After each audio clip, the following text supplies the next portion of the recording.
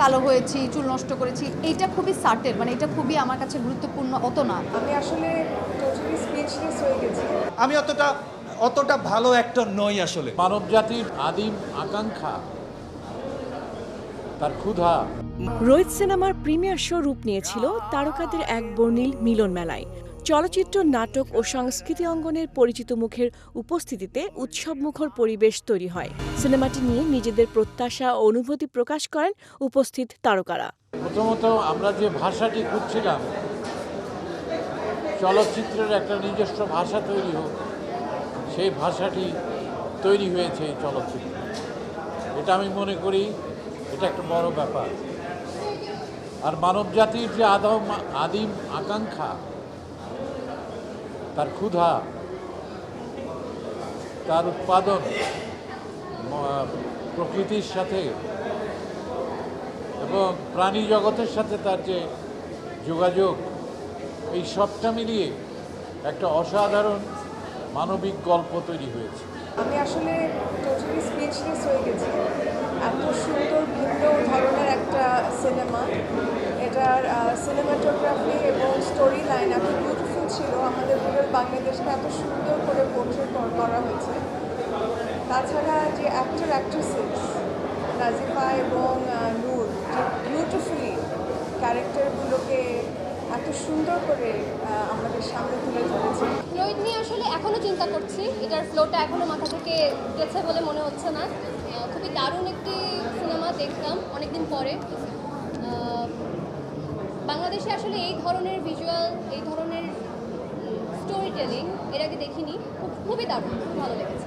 তাল দিয়ে যে প্রেম হতে পারে এবং অ্যাট দ্য সেম টাইম সমাজের যারা বলে না আনপ্রিভিলেজড ওমেন বা একটু ইনসেইন, যাদের ওরকম বোধজ্ঞান নাই, তারা যে কীরকমভাবে নিপীড়িত হয় সেটাও তিনি খুব সুন্দর করে দেখেছেন।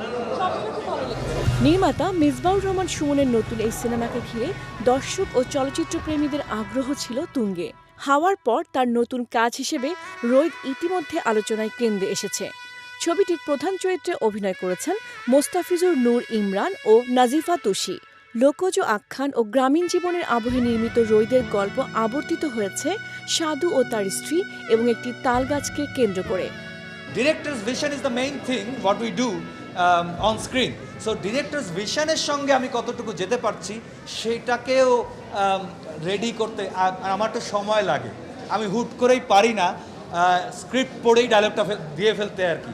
এটা আমার জন্য একটু টাফ লাগে। আমার জন্য মনে হয় যে ক্যারেক্টারটার সঙ্গে জাস্টিসটা করা হলো না যদি আমি গিয়েই স্ক্রিপ্টটা পড়েই টাপ করে বলে ফেলতে পারতাম।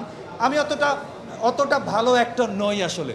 আমি একটু মূর্খ অ্যাক্টর, চেষ্টা করে যাচ্ছি। আমি স্টিল শিক্ষানবিশ, যে প্র্যাকটিসটা করি অ্যাক্টিংয়ে সেটার জন্য আমার সময় লাগে। শিক্ষার শেষ নাই, জ্ঞানের শেষ নাই। তো আমি কাজের মাধ্যমে শেখায় বিশ্বাস করি। রোহিতের প্রিমিয়ার যখন হলো রটারড্যামে, তখন আমার কাছে কিছু জিনিস খুব ভালো লাগলো। মানে অনেক ভিনদেশে মানে বাঙালি না যারা, তারা অনেক ফরেনাররা দেখতে এসেছে সিনেমাটা, এবং তাদের কিউরেন সেশনের কোয়েশ্চেনগুলো খুবই সুন্দর ছিল। তারা চরিত্রের সাইকিক নিয়ে অনেক কথা বলেছে।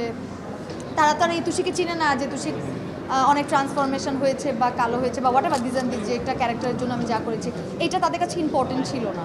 তারা চরিত্রের ডেপথ এবং সাইকোলজি এবং ওগুলোর অনেক নুয়ান্স নিয়ে কথা বলছে, যেটা আমার কাছে খুব ভালো লেগেছিল আর কি। আমাদের এখানে অনেক সুন্দর প্রশ্ন হয়, তবে শুধু ট্রান্সফরমেশনটাই চোখে পড়ে। মানে আমি কালো হয়েছি, চুল নষ্ট করেছি, এইটা খুবই সার্টেন, মানে এটা খুবই আমার কাছে গুরুত্বপূর্ণ অত না অ্যাজ অ্যান অ্যাক্টর।